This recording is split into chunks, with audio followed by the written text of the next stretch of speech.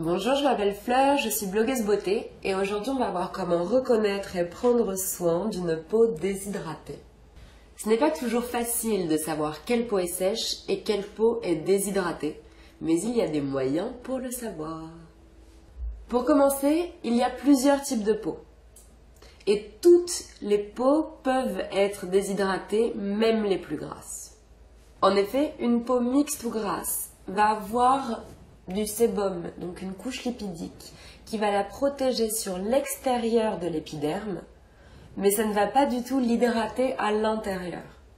Et en fait, il est très important pour les cellules d'être bien hydratées, mais bien en amont, à l'intérieur le plus profond possible de la peau, puisque la peau, c'est des couches superposées de cellules, et c'est les cellules neuves qui doivent être bien formées, bien hydratées, pour arriver progressivement vers le haut en étant toujours hydratée.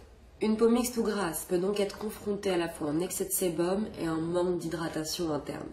Ça va se traduire par un teint terne, une peau rigide, un peu cartonnée, et une sensation de tiraillement, mais discontinue, principalement quand on sort de la douche, parce que c'est là où on aura enlevé tout l'excès de sébum de la peau. Donc il nous restera la peau nue, et cette peau-là est déshydratée. La peau sèche, quant à elle, a un manque de lipides à la surface, puisque par définition, elle ne produit pas assez de sébum. Mais attention, ça ne veut pas dire qu'elle ne manque pas non plus d'hydratation à l'intérieur et en profondeur. En effet, une peau sèche peut à la fois manquer de lipides et d'hydratation. Quand on a la peau sèche, il est important de s'hydrater au quotidien pour remplacer le film lipidique protecteur de la peau. On utilise des crèmes pour peau sèche qui ont des textures plus lourdes et plus grasses, mais surtout plus huileuses. Et c'est cette huile qui va remplacer le film lipidique de la peau, qui est le sébum pour les peaux mixtes et grasses. On parle alors de crèmes nutritives et pas seulement hydratantes. Alors attention, il y a aussi un petit piège sur la peau sèche.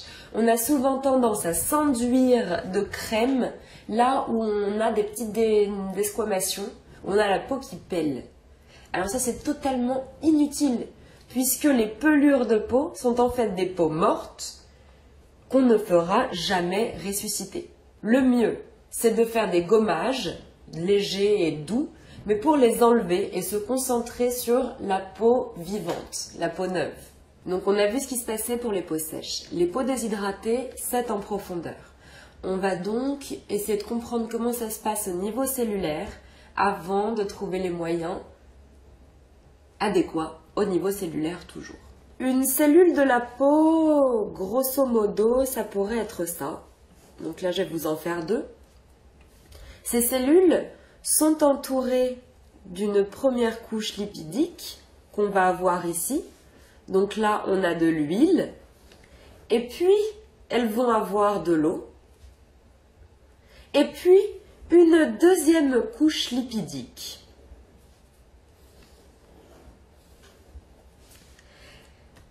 On a donc deux couches lipidiques et de l'eau. C'est cette eau qui entoure la cellule qui va définir si une cellule est bien hydratée. À partir du moment où on a une belle couche huileuse, non trouée et non poreuse, vers l'intérieur de la cellule et vers l'extérieur de la cellule, on comprend aisément que l'eau peut rester prisonnière autour de la cellule et donc garder une cellule bien hydratée. Une peau déshydratée a donc à la fois besoin de lipides pour en entourer les membranes de ces cellules et d'eau qui viendra entre les membranes des cellules. L'eau, c'est facile, c'est notre alimentation qui va l'apporter. Il faut boire environ 1,5 litre d'eau par jour. Un peu moins, ça va. Mais pas forcément plus.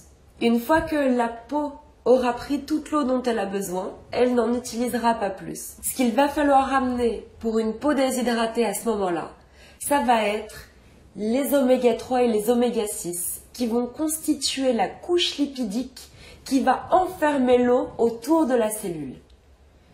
Et là, l'eau pourra rester prisonnière et captive et heureuse à l'intérieur de sa cellule pendant beaucoup plus longtemps, donc à partir de la formation de la cellule jusqu'à ce qu'elle arrive sur la surface de la peau. Et c'est là où on aura des peaux beaucoup plus souples et beaucoup mieux hydratées. Vous avez désormais les éléments pour arriver à identifier si votre peau est déshydratée et remédier à ce problème. J'espère que vous allez avoir une vraie peau souple et belle.